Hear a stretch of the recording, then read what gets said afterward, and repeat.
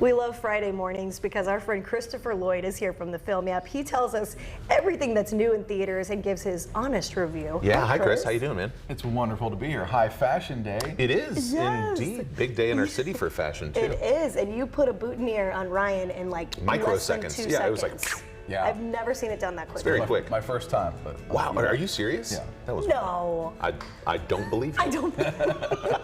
What's new in theaters this weekend, Chris? We've got some cool, different choices. Probably the big film of the week is The Creator, and this is a big science fiction spectacle. It's one of, if you saw my list, one of my films that I was most looking forward to this fall. It stars John David Washington. It was directed by Gareth Edwards, who made Star Wars Rogue One. Okay. This is interesting. It's an original story, but it's got feelings of like, like artificial intelligence and Dune. A lot of people said it's a lot like District 9, if you remember that Sure. film from years ago. Yeah, I saw that. Set in a future where humans and artificial intelligence robots are fighting against each other. John David Washington is an agent who's set in to capture the ultimate weapon, which actually turns out to be the figure of what appears to be a small girl, even though she is synthetic. Of course, they develop feelings for each other. He becomes her protector, and things go on from there. Beautiful, fantastic vision of this movie. I mean, if you love this kind of thing, the sort of tech noir look, just an amazing vision.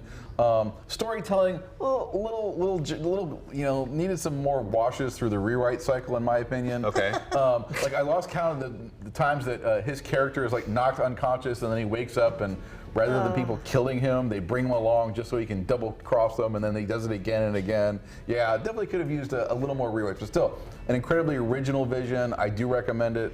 And I think a lot of people, if you're into this sort of thing. Yeah, it looks kind of dystopian and all futuristic. Exactly. Grimy and I like that description, by the way. I'm going to use Needs that. a couple more Washes through the rewrite system. Cycle. Cycle, yeah. What's Fair Play all about, Chris? So this is an interesting film. So it's a Netflix film, but it's in theaters for a week. Then it goes onto the streaming platforms. It stars Phoebe Divonor and Alden Ehrenreich as a couple. They're living together, but they're in secret.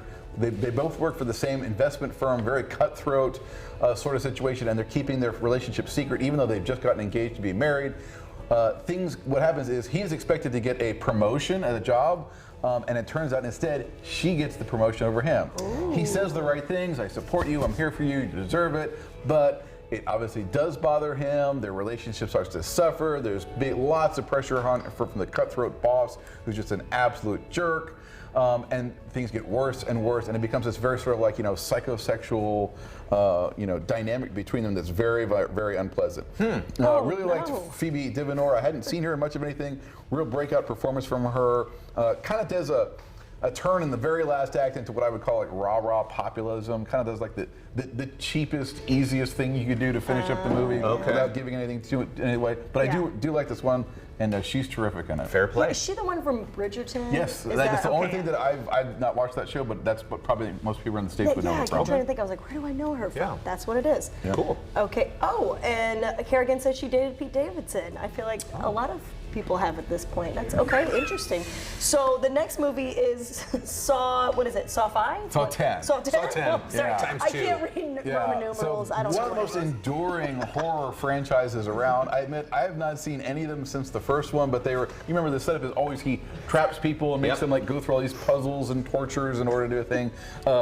Now is on the 10th movie, the Tobin Bell, of course, plays the serial killer, who like really now the series is more about him than about the people he kills. So the setup here is that he is dying of cancer. He goes to Mexico to get a super amazing treatment, and it turns out the doctors are just conning him, taking his money. They don't actually do anything. So of course he's going to turn the tables on them and do all of his Saw-y things. So I haven't seen this one, but we will have a review up probably tonight or tomorrow. So check that out. Just a light, feel-good first date kind of movie. You know? Yeah. Definitely. I have anxiety just looking at the trailer. Yeah. I will not be watching that. Yeah. Respectfully, that's for someone who likes scary stuff. Cool. But it's something that was quite a contrast. Paw Patrol.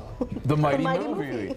Yeah, I didn't see this one. Unfortunately, I had a conflict with the screening, and I knew my boys were getting older because it's the first time I offered to take them to a movie, and they went, "Dad, that's like baby stuff." And I remember all the times fond memories of watching the show back in the day. If you know the Paw Patrol, they all have their little jobs, the fireman like this. The setup is that a meteor crashes onto Earth, and the pups, the That's young, Sky right there. yeah, the younger okay. versions of the thing, all gain superpowers, so they're very cool about that. And of course, then they got to go on sorts of adventures and fight against the Dastardly Villain, and definitely, probably that like age 8, 9 and under. This is aimed at. Yeah, just a feel-good first-time date movie right Yeah. there. Just okay, Paw Patrol. All right, great. Yeah. Talk to us about, here's a light one, The Kill Room. The Kill Room. It's actually a comedy. It's like a comedy caper, and it stars Uma Thurman and I love Samuel her. L. Jackson. And the setup is that he is a yeah. money launderer for assassins, and they keep trying to find ways to get that money laundered. And so Uma Thurman is the head of a high-end gallery, and they come up with this plan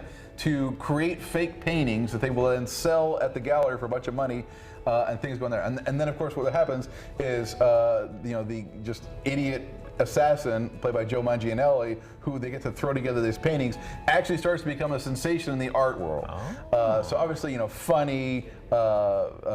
Crime caper. Don't do too much about it beyond that, but it looks fun. And just a few local theaters, so check that one out. Okay. That looks fun. I want to see that. It does. one. It does. Cool. Chris, how can people follow along with you and find all your reviews from you and your team? Head on over to filmyap.substack.com, hit that subscribe button. We do have a giveaway this week. We're giving away awesome. School of Rock and Halloween H2O on high def. Cool. So you know the routine. Head on over, hit that subscribe button, and you can enter to win all the cool stuff. Love School of Rock. Good stuff. Chris, Yeah, thank you thank as you so always. much. Filmyap.substack.com for more info.